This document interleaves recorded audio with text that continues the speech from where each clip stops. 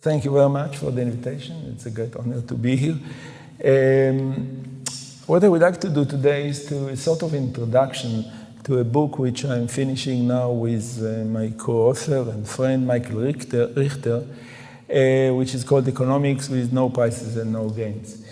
Let me first of all introduce my co-author, Michael Richter, and here is a picture of him, or to be more precise, of the lab, and our lab is of course a cafe.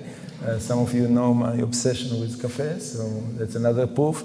That's a cafe, in this case in London, where some of the ideas of at least one of the papers in this, which was the base for the book, were developed. Well, you don't see Michael Richter, so I should point him out. That's the guy. He was in London at the time, now he's in New York in Baruch College. Let me just say that I'm particularly pleased to give a lecture in Maastricht University because of the following. So here is the cafe obsession, but now look at that.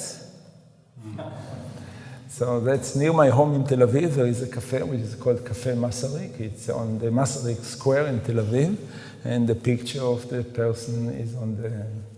How could you miss him? And usually I'm sitting here.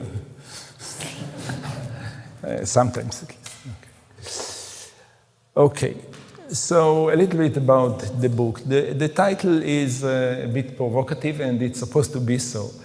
And the main idea of this book is we are used to have economics models, models of economic theory of basically two types. One of them is the competitive equilibrium, general equilibrium, competitive equilibrium. And the second, which became very, very popular in the last 40 years or so, is of game theory. Now, most of my academic research was around game theory, but actually in my heart, I'm not game theorist. I'm more sort of economic theorist. And in some sense, what we want to do in this book is to say, you know, these days when young people start to write a model, they go to game theory. When I was young, then immediately people, when they wanted to model something, went to competitive equilibrium or to general equilibrium. What we would like to say, stop a second. Don't do it automatically. There could be also models which, to my opinion, could be even at least not less interesting than game theory or general equilibrium, which are not classified within these two streams. And we would like to make some suggestions how to go in this direction. And I will list them, the main ideas here, but I'm not sure that I will have the time to go through all of them. So let's go and just remember that this is the main idea of this presentation, or to this book. The presentation is just to throw to you some ideas about the book, and the book is about some attempts to create models of economic theory which are not classified automatically into competitive equilibrium, neither to competitive equilibrium nor into game theory. This does not mean that these, of course, are not right models. I don't believe in general about the concept of a right model. For me, a model is just a story, a fable. Some of you probably have seen a book which I wrote several years ago, which is called Economic Fables, and the whole idea was to say this is not models like in the sciences, these are models which are just like stories. And I treat whatever, at least I did in my life in economic theory, just as a bunch of stories, unfortunately not interesting as some of the big writers or the small writers, but unfortunately they are formal and very few people look at them, but these are just stories. That's at least my approach. Okay, I know that the audience is not uniform in the background. I'm economic theoretician, so I use formal models, but don't be alarmed if you are not used to those models. I will explain everything in words, almost everything in words, and if you don't follow the symbols, it's very fine. So we need some sort of a platform on which to present whatever the ideas we have, and the platform is what is called a model which we call an economy. Let me very, very clearly explain what do I mean by that. Economy is a model which has, first of all, like in markets or in game theory, it's first of all, there is a bunch of individuals, agents, N agents, which is the set of agents that operates in the societies that we talk about. Now, each of the agents has to choose an element from a set X. The set X is the grand set that always they must choose something from this set. Now, notice this set is individualistic actions. This is not social choice. They have to choose one action. Each of them has to choose one action from the set X. Each of them has preferences over the elements in X, over the elements that they choose. And in this respect, immediately, by saying that the preferences are only on the set X, we depart from game theory. Because in game theory, the main idea is that I care about what I choose, what I act, but this depends very crucially in interesting games on what other players play. But that's not the case here. In this respect, it's like in general equilibrium, where I consume a bundle. I don't care what are the bundles that other people consume. Now, a profile is what we want to explain. This is an assignment of each action, one action to each of the individuals. So x1, xn is a profile. That's an outcome, it's a possible outcome of the situation. But now comes the key point that makes this an economy. There is some constraint, and the constraint is that not all profiles are feasible. Not all profiles are feasible. A lot of examples will come in a second. Now, why this is economics? This is economics because the basic structure, the basic properties of economics, sometimes that's the way that we define economics, as the study of situations, human situations, where there are two things that operates. Number one, people have some preference, some interest about what they do or choose. And second, there is some constraint, and the constraint is social. Namely, I want everything, you want everything, but it's impossible that both of us will get everything. So in this respect, the feasibility, you will see the examples in a moment, as I've said, but this is the components, the existence of physical constraint, objective constraint, external constraint, that is modeled already in this situation about the configurations of what people can together do. That's what makes it economics. But this formalization, as you will see, allows us also to cover situations which traditionally are not part of economic theory. Examples. So the first example is probably the most economic example that we can think about. Those of you who come from economics think about something like Edgeworth box or something like that, exchange economics. Namely, there are K commodities, and the action is a bundle, namely how much I eat from good one, good two, good three, and so on. And the constraint is that there is some, it's like in this buffet, the E is a description of the grand bundle that exists here, and everybody can take something from the buffet, some configuration, some vector of quantities of goods. And the constraint is that the sum of what we take cannot be more than the bundle E, or in this case, I wrote it equal to E, but it can be less equal E. Namely, we cannot eat more than what exists on the buffet. That's the most traditional economic situation that I can think about. This is much less, we call it the give and take economy. This is economy, think about it quite abstractly, a situation where some of us can give, we can either give or take. I can either contribute to society or I can utilize the society. I can give money to the fund, I can take money from the fund. So positive is that I take. Negative is that I give. I give something. Minus 0.5 means I give 0.5 for myself. The constraint is that the sum of what we do has to be equal to zero. Namely, you cannot take more, or even somehow whatever is given has to be taken. Again, it may be equal to zero or less equal to zero. That's the give and take economy.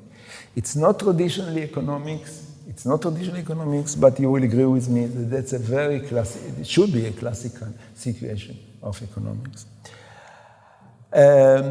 that's an example which is far from the traditional economics. This is a very old map of my beloved country.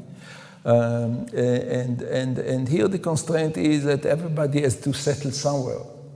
And I prefer to be on the mountains, and some other people prefer the beach or the valley or the whatever. The constraint here is that the distance between any two agents cannot be larger than d. Why? Because there are some enemies around, and they're going to jump on us. And in case they will jump on us, we have to be close enough so that if the enemy will come, we'll be close enough to defend the defender.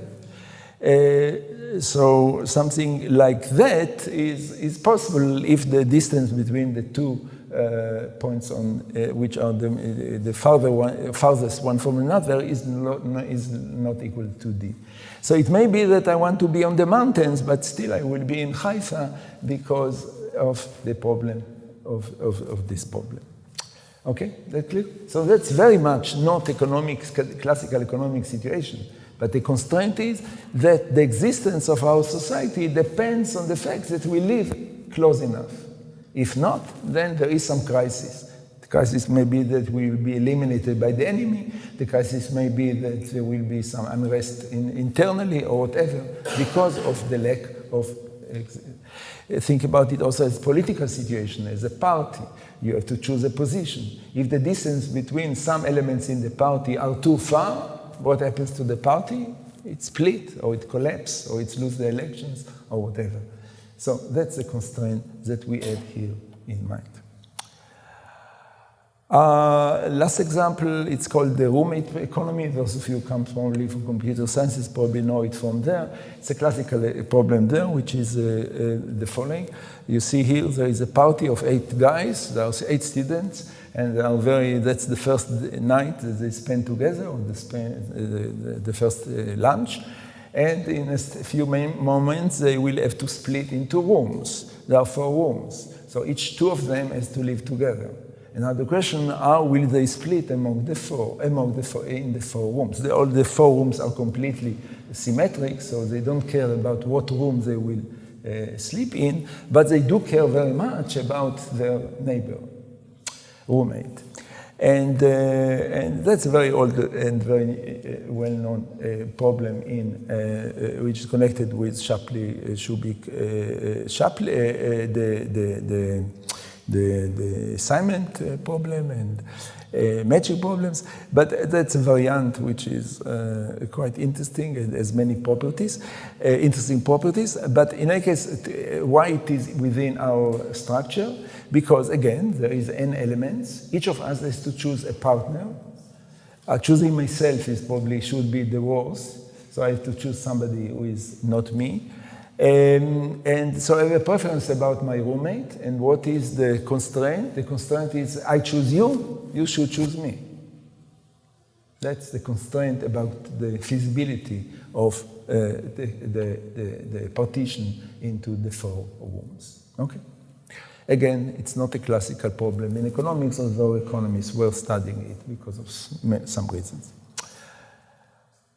Okay, so that's examples to economists. But any questions about what is economy? Please ask me, because I don't rush anywhere, so I prefer just to throw the ideas and then to cover most. Okay. So going back to the classical story, or at least of not of games, but of markets. So what is the picture that usually we have when we think about a market? We think about there is a bunch of guys, and they have some in their heads, they have some somewhere there, they have some sort of a preference relation about their consumption. And there is some constraint F about what they can choose. Each of them has some budget set. And each of them choose optimally given, or not optimally, but in any case, let's say optimally given the budget set that he has. Now, what brings order, what brings harmony in such a society, in such an environment? What brings harmony are, I don't know if you see it, I hope that you see, it's prices. So the prices just move and move and move until they are settled. They are settled in a way that the prices affects or determine the budget sets. And in a way, why they are settled? Because in the moment that they are settled, the optimal actions or optimal choices of the individuals from the budget sets are such that they are compatible. Compatible, for example, the sum of them is exactly what is the endowment of the society, or whatever we produce, we consume, or whatever. That's the picture. Now, who determines the prices? So traditionally, we think about this guy. That's the invisible hand, which is a code in economics to say no idea. So somehow it's determined by some apparatuses that we don't model within this picture. That's the classical picture. The picture that we would like, Michael and me, would like to persuade you that there is a point, at least, to look at, is that we are going to do one thing in this picture, but it will be a key, which is to replace the prices with something else. So there will be something else here, and each of the chapters of the book, there is something else, or something different. And this something else, you will see now, what are at least one or two of the something else that we have in mind that will determine again, who will determine the something else? The same invisible end, namely no idea. Sometimes in the book, we have some ideas about some dynamic processes that lead to it, but I don't like this part, to be honest, and just think about it as not modeled. Okay. By the way, a personal note, I should take full credit on this picture. It's not Michael, it's me. But now look at that. You see, that's a picture that a big artist, a great artist, was drawn in 1957. Do you know who is the guy? It's not Picasso. It's me. So, and now look at that. You see this guy and this guy? 62 years, nothing changed. And I discovered it recently, and I loved it. It's, okay, sorry for the self-promotion. Okay. So let me go through the first something else, and this again, a picture from London. It's the same cafe where you saw again, which I love this cafe, Cafe Otto in East London, where, as I said, some of the ideas of this paper were developed there. I don't like, let me start with to put you into the mood of the first something else. Relax and think about the last time. I'm sure that now you think about the next Christmas dinner. Think about your last dinner, Christmas or whatever dinner, family dinner. And here is one of them. And here there are 18 guys sitting around the table. And now there's something dramatic is going to happen. The first, in the first stage of the family dinner, grandma or grandfather come and put on your table. If it was in Israel, I would say half a chicken or something like that. I don't know what is traditional food here. And then you have to eat it, right? There is no question. The dictator put it on the table, on your plate, and you have to eat it. Full stop. There is no economic problem here. You have to eat what you were told to eat. But now comes the moment. The grandma comes and with the traditional pie, and she puts it on the table, and she disappears. Okay? And now she knows that here are again theoreticians and economists in the family.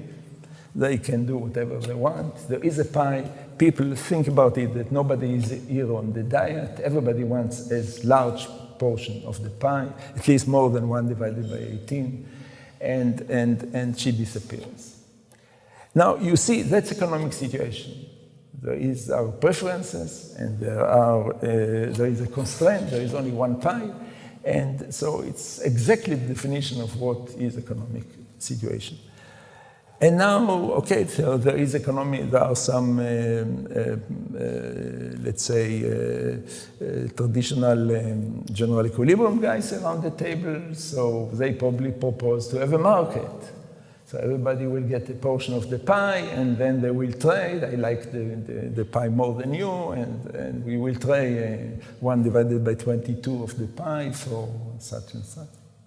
I hope that in your family there is no market in this stage.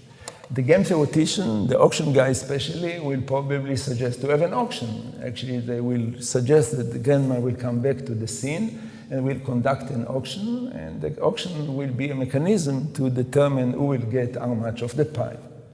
Again, I hope very much that your family, grandma, or whoever, does not conduct an auction when you have this family dinner. Now, but something happens, right? Something happens. There is somehow people, I'm sure that some of these dinners end with catastrophe. But normally, if there is a catastrophe this year, I think that next year it will be somehow repaired. There are some traditions that somehow determine how the pie will be divided among the family dinners. And let us suggest the following. The following is that there is some convention, or a norm, if you like, that determines how much you are allowed to take. The convention might be, for example, does not exclude the possibility that you will eat zero, because it may be also that something that I don't model it here, that you don't want to insult grandma. But forget of that. Then given that the only guys here in the story are the 18 guys, young guys around the table, then the convention will determine what is the amounts of the pie that you're allowed to take. In particular, what is the maximum amount of the pie that you're allowed to take. The convention, let's say the convention was that you're allowed to take 10% of the pie. Because in the past, actually, the family was smaller, and so 10% was fine. If this is the case, what will happen is that 10 people will grab 10% of the pie, the other 8 will be left with nothing, and that's not good. That's a collapse. That's a crisis, at least for this year. And unless something will be repaired next year, it's not a good idea for the family to meet again. So probably there are some forces that will correct the tradition. So instead of 8%, now there is a shock, and people don't take more than 4% of the pie.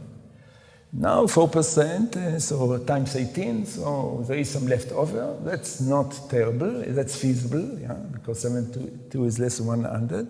But people probably realize that 4% is a too strict norm, and there is possibility to relax a little bit the constraint.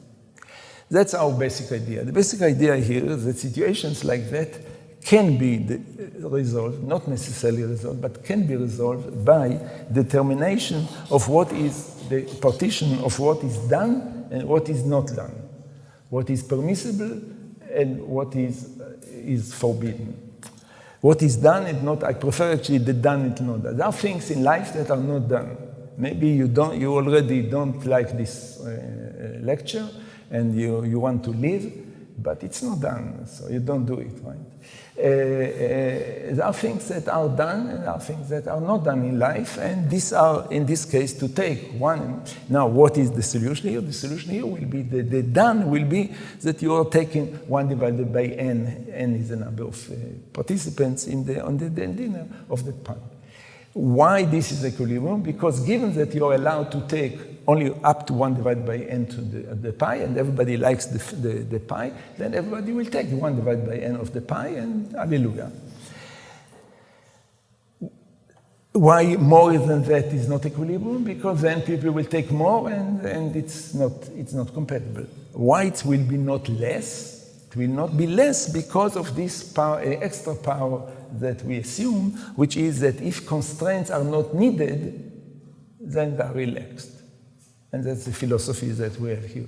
That if there are laws of society which are not needed, then eventually are relaxed. Think about some fences that are put in some places that actually nobody wants to cross. So eventually the fences will disappear. Go to some borders in Europe, you will find some fences like that.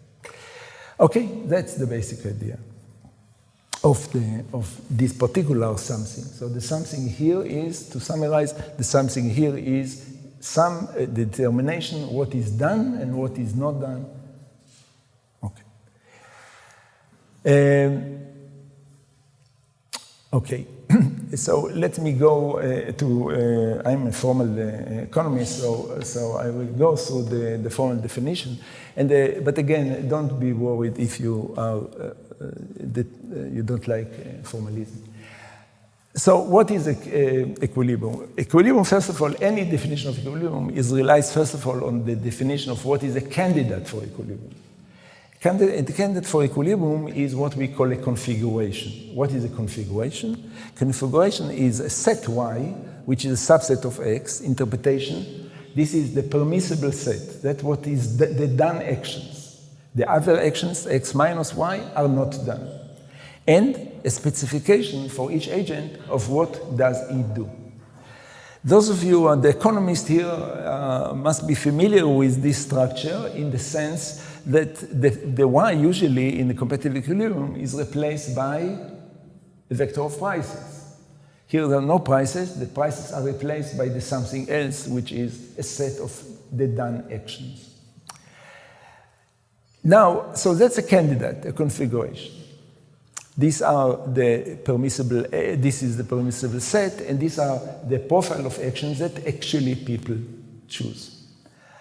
Now, what is a semi-equilibrium? A para-equilibrium, sorry. A para-equilibrium is a configuration such that each of the agents chooses the best from the set Y, and the configuration is feasible. Okay, so a para-equilibrium is things are fine. Fine in the sense that the actions that are chosen by the individuals are compatible. This is still not equilibrium. Equilibrium is also immune to the possibility that I don't need to have Y to be so restricted. Namely, if I expand Y, namely I relax the restrictions, the social restrictions, again notice it's not the restrictions in F, it's the restrictions in what is done and not done. So if I allow more undone things to be done, then things are not fine in equilibrium. Namely, it's not equilibrium if I can relax the set Y, I increase the done, and still things are fine. So therefore, in equilibrium, this is a para-equilibrium such that there is no set Z, which is strictly larger than Y, contains Y, strictly contains Y, such that things still, if people choose the best from Z, things are compatible. That's the definition of equilibrium, what we call here a Y equilibrium. Let me give you examples. By the way, what can be done with such models and such concepts? Of course, what can be done are two things. Number one is to prove general propositions. In the papers, in the book, we do it, but I will not do it here.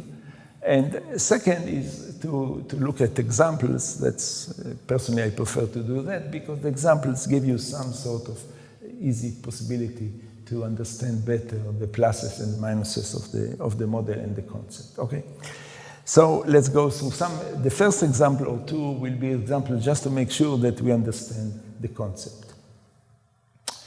So that's what is called the housing economy. Housing economy is the economy where you have a set of houses, in this case A, B, C, D, E, and you have two individuals, and the individuals have preferences over the houses. So in this case, agent 1 prefer A, B, C, D, E, agent 2 prefer A, C, B, E, D. Now, what is the constraint? The constraint is that not two individuals should be in the same house. Okay? That's a constraint. Now, let's say that the permissible set is DE. Agent 1 chooses D, agent 2 chooses E. That's compatible. They choose different houses. Therefore, this is a para-equilibrium. This and this is a para-equilibrium. But this is not equilibrium because the constraint that you can settle only at D and E and ABC is forbidden is not needed. Because if you increase the set Y to B, C, D, E, still one chooses B, chooses C, and that's compatible. So this is also a para-equilibrium. But this is also a Y equilibrium. Why? Because you cannot further expand the set of permissible set. Because if you include now the set, the house A, the A is the palace on the mountain or near the beach or whatever, everybody likes it, and it's not possible that to arrange by this mechanism that only one of them will take the house. So therefore, this is, in this example, this is a Y equilibrium, and that's the only Y equilibrium. And here you see already the meaning of this solution. In order to prevent something that everybody likes, then you have actually to forbid it. You have to put a taboo on settling on the beach or on the peak of the mountain. By the way, that's also an example, trivial example, especially for economists, that the outcome of this equilibrium is not necessarily Pareto efficient. Because by our definitions, this is dominated by agent 1 taking A and agent 2 taking C. So this is not Pareto efficient. That's all. That's the only thing that can be said about that from this perspective. Look at this example. In this example, everybody has the same preferences. In this case, actually, there is no equilibrium. There's no equilibrium because if the two of us have the same preferences, then whatever is the set that of permissible set, we will make the same choice. So this is an example. Actually, that's a very typical example, and this is actually also an example that can show you what are the circumstances that the Y equilibrium will not exist. This is an example of an economy where the mechanism behind the Y equilibrium, namely that people just have some done and undone actions, does not work. There is no claim that this works always, like there is no claim that competitive equilibrium always works. Okay. Any questions? Let's go back to the one pi economy. So again, that's the example that I was starting with. And let's just see the sort of claim. Of course, it's a trivial claim, but I will just want to repeat on that without symbols, just to make sure that we understand the concept. So in this economy, there is unique equilibrium, and unique equilibrium is that the permissible is between 0 and 1 divided by n, and of course, everybody take 1 divided by n. That's the unique equilibrium. Let's see why this is equilibrium, because the logical structure here is typical to much more complicated situations. So first of all, this configuration is a para-equilibrium, because everybody take 1 divided by n, and that's feasible. Second, notice that there is no possibility, there is no para-equilibrium in which includes a point above 1 divided by n. Because if there is something above 1 divided by n, then everybody will take more than 1 divided by n, and that's not feasible. Therefore, this configuration is also a Y equilibrium, because you cannot expand the set further. But on the other hand, also, this is the unique Y equilibrium, because any para-equilibrium will be a subset, any Z, which will be a Y equilibrium, any other done actions that are compatible with the feasibility constraint will be a subset of this. And therefore, it will not be a Y equilibrium, and therefore the only Y equilibrium is the one which is written here. Not as surprising, but just again, you can see the logical structure that is needed to show what are the steps that are needed to show that something is unique Y equilibrium. Talking about 1 pi, I hope I don't make you too angry, so there are 2 pi's here. Michael and me, we call it the kosher economy. Let me just explain that Orthodox Jews don't eat together milk and meat. dairy and meat. They also don't put this one near the other, but let's put it aside. But of course, you don't have to go to Jewish traditions to understand this example. Think about it, that one pie is being in Prague, eating in Prague, and one pie is eating in Vienna, and you cannot be tonight in the same place, in the two places together. So you have to choose between taking the train to Prague or taking the train to Vienna. So the bundle here in traditional economics, the bundle here will be how much pie I eat from here and how much I eat from here. But you cannot eat both. You have to eat either from here or from here. In this respect, it's not the standard model that you are familiar with. So you have to choose either A0 or 0B. So every agents have some continuous, strictly monotonic preference on X, but some like more the pi 1, some more pi 2. Is it clear? Feasibility constraint. The sum of what people take from this pi is not more than 1. The sum of what people take from this pi is not more than 1. Now, what will be the structure here of equilibrium? Of course, again, because of the monotonicity, what is important is only the cap. What is the maximum that you can take from here, and what is the maximum that you can take from here? Of course, 1 divided by n of it and 1 divided by n of it will typically not be equilibrium because then some people will take this, some people will take this. And you can expand the permissible to more than that. But here comes something which at least we found interesting, which is the following. This economy also has a unique equilibrium, a Y equilibrium. And unique Y, you don't read it, just look at this picture. And unique Y equilibrium typically will be something like that. And let me talk about what is special here. Number one, there is always a unique Y equilibrium. Number two, the equilibrium will be such that one of the pies is fully consumed. It's impossible that the two pies will not be fully consumed. The proof is not completely trivial. It exists in the book or in the paper, but it's not difficult, of course. But it's not just, you cannot just increase a little bit here and here, because you have to be careful that if you increase a little bit here and here, then people will jump to consume too much one of the two. But in any case, one of the pies are always fully consumed. On the other hand, the other one, not necessarily. Namely, there is a possibility that you will have structure like that. And what is the structure like that, special, is that there is something left over here. And the leftover is relatively small. What does it mean, small? Small is that this cannot be more than the portion that is allowed to be consumed from the gray pie.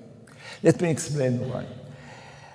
You know, if everybody here prefer the 20 green to 30 gray, then this is not equilibrium, because now you can expand the gray to a little bit more, 31, let's say, and things are still fine.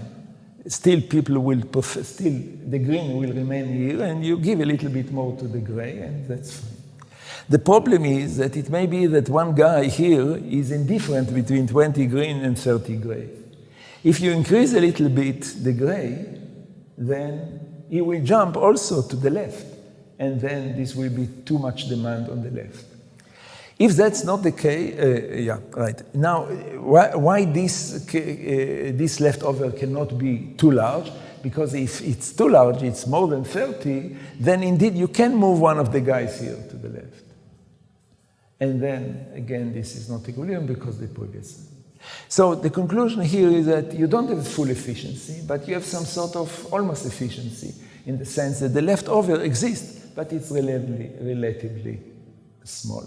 And this is an example of a model where you get uniqueness, and which, you know, as economists, we love uniqueness because we think about it as a unique end of the story in my approach, or unique prediction by other people's approach. But in any case, uniqueness is a good thing.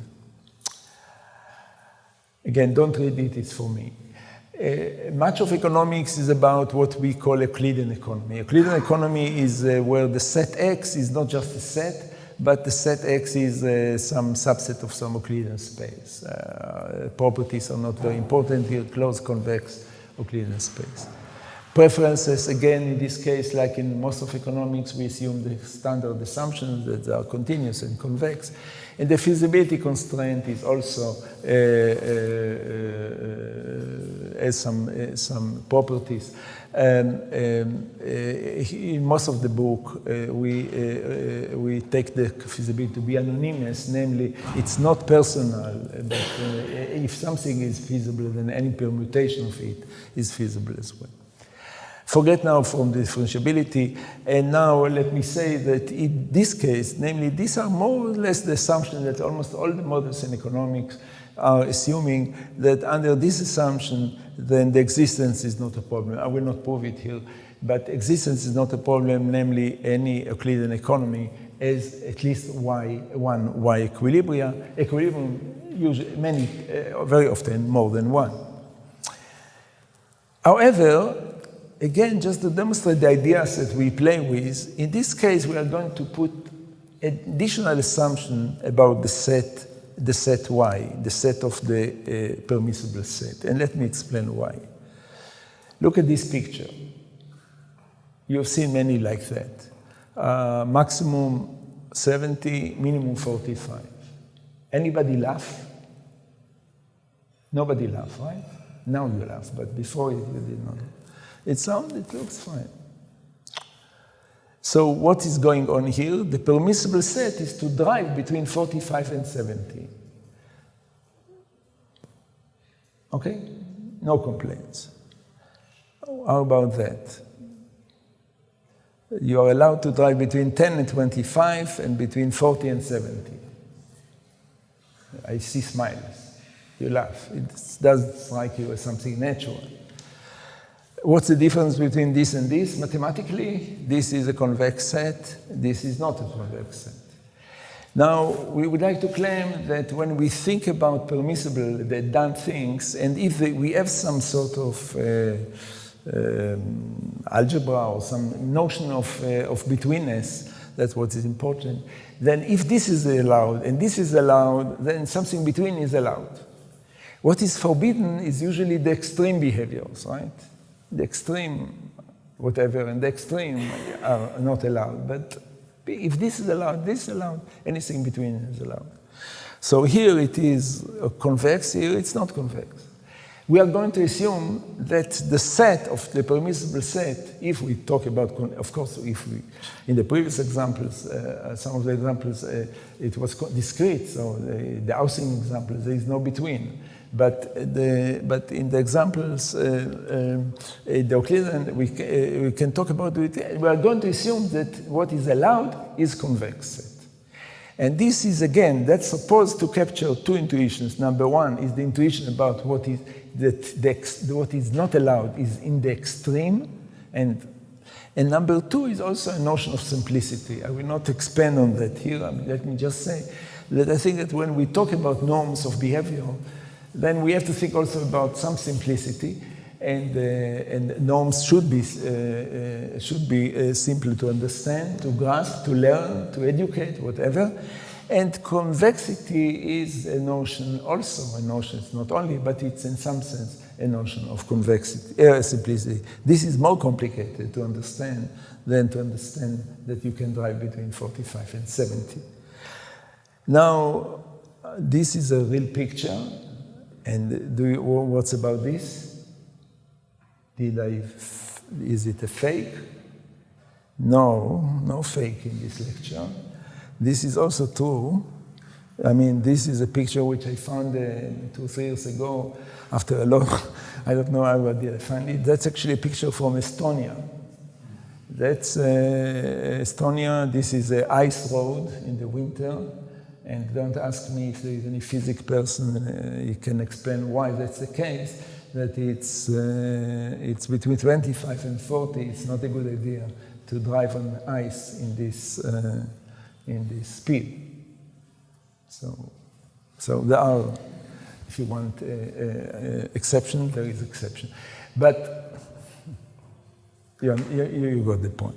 So what we do is actually when we talk about Euclidean economies, then we change the definition, and instead of talking about just a set Y, we require the set is convex set. Now, I have another 10 minutes, 15 minutes? Okay, so of course I will not do more than 1/3 of what I planned, but that's fine. So let's go through this example because that's a key to understand also the differences between our approach and game theory. This is the example of a majority voting economy. Let me explain what it is. There are some guys here. In this example, 7 guys. These guys, there is some -1, think about them as some political positions. This is the far left, this is the far right. This guy is the leftist from the group. His ideal position is here.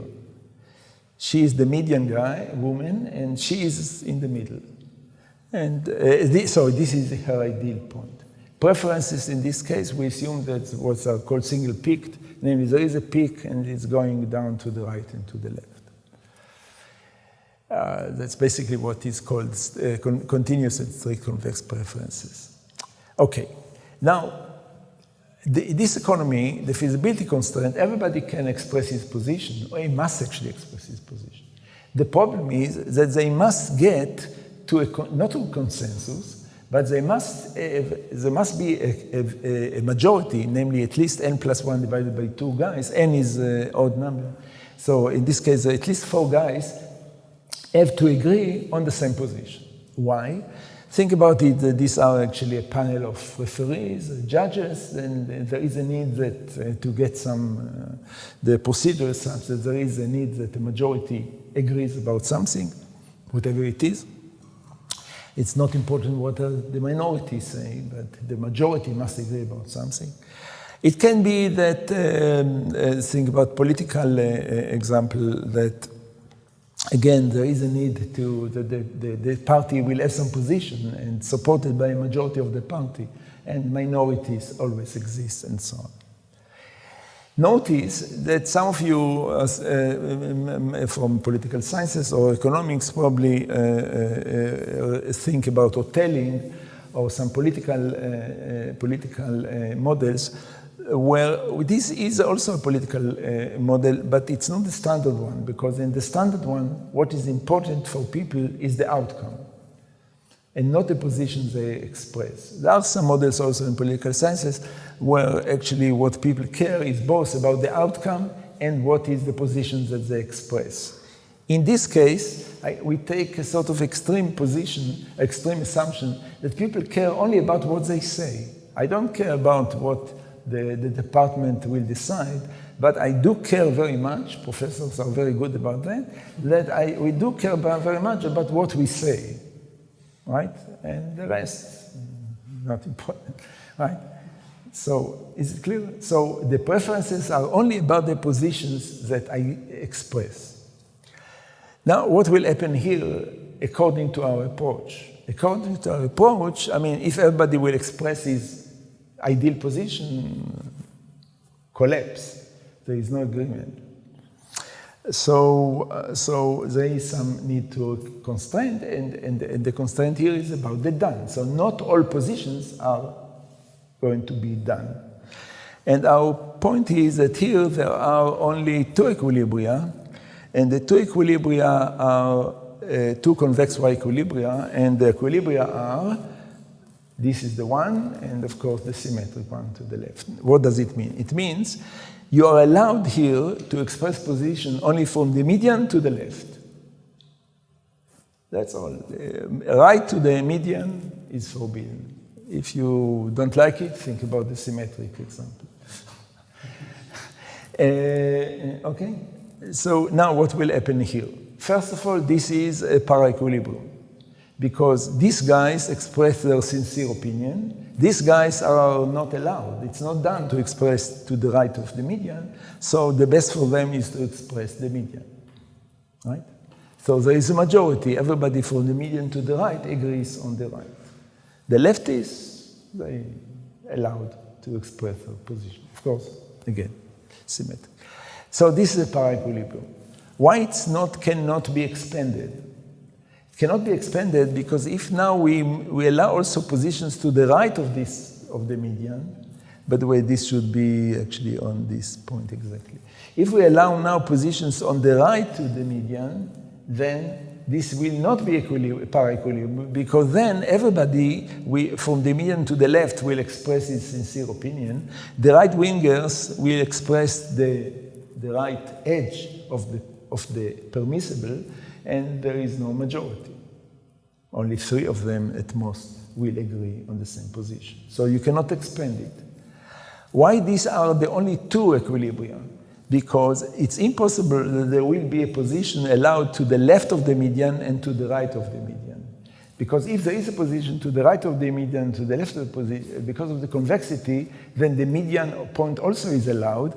She will choose the median, and the guys on the right will choose a point to the right of the median, the guys of the left will choose a point on the left of the median, and there is no majority.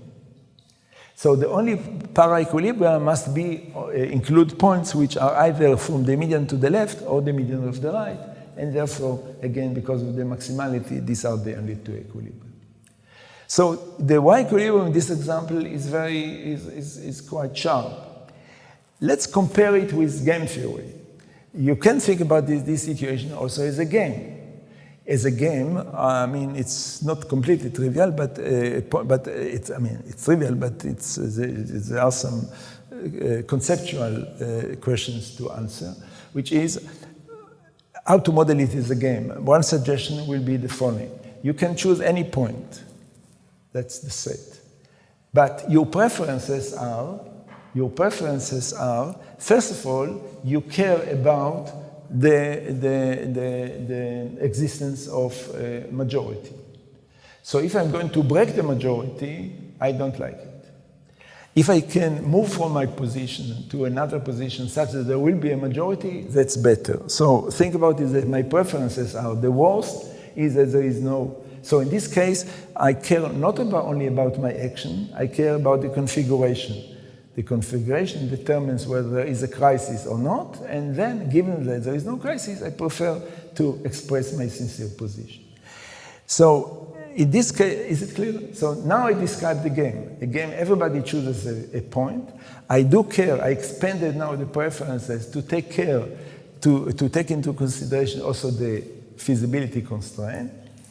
And I assume that people don't like that there will be a collapse of the party or lack of decision of the panel or whatever.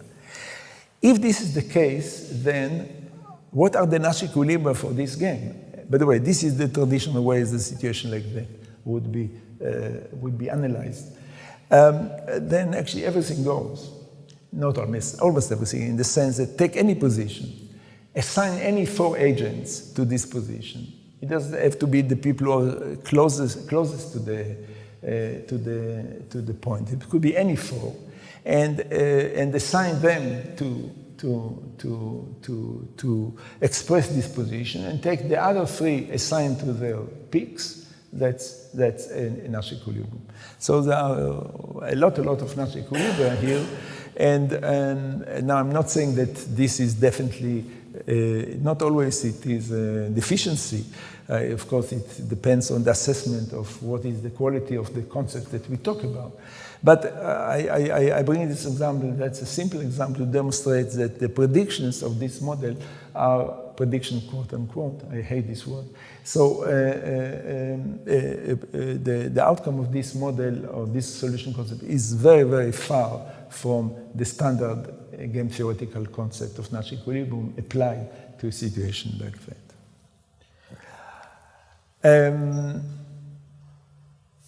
Well, let's keep on that. Let me, since I have 2 minutes or 3 minutes, let me just tell you about, very briefly,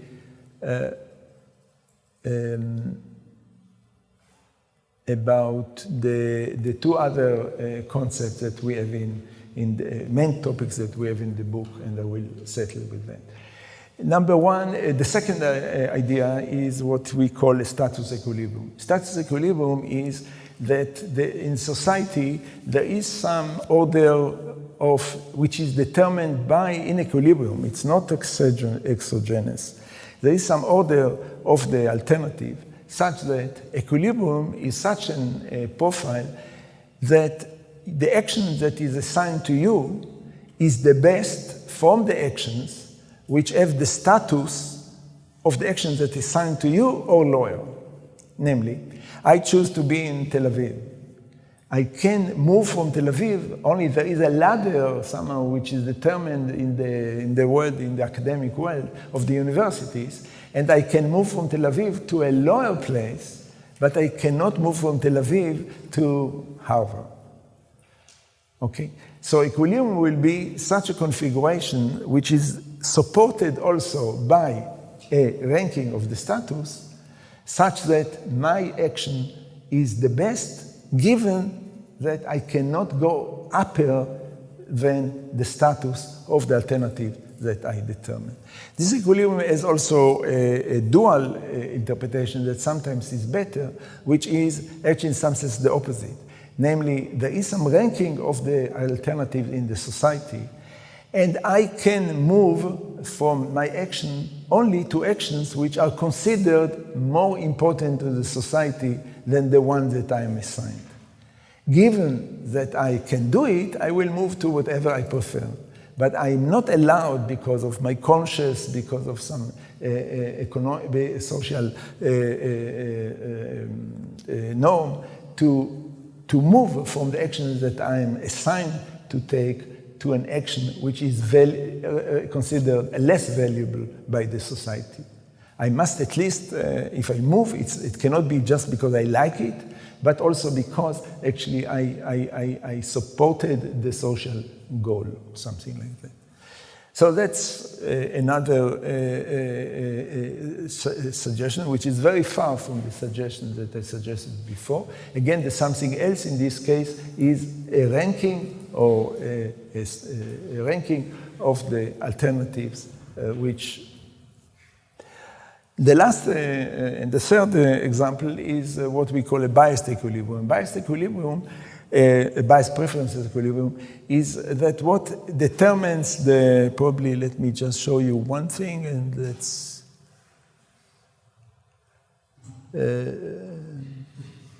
this is my co-author on this paper. So that's Asher Volinsky, and I took him in the time that we worked. I took a picture of him. It's very dangerous to be my co-author.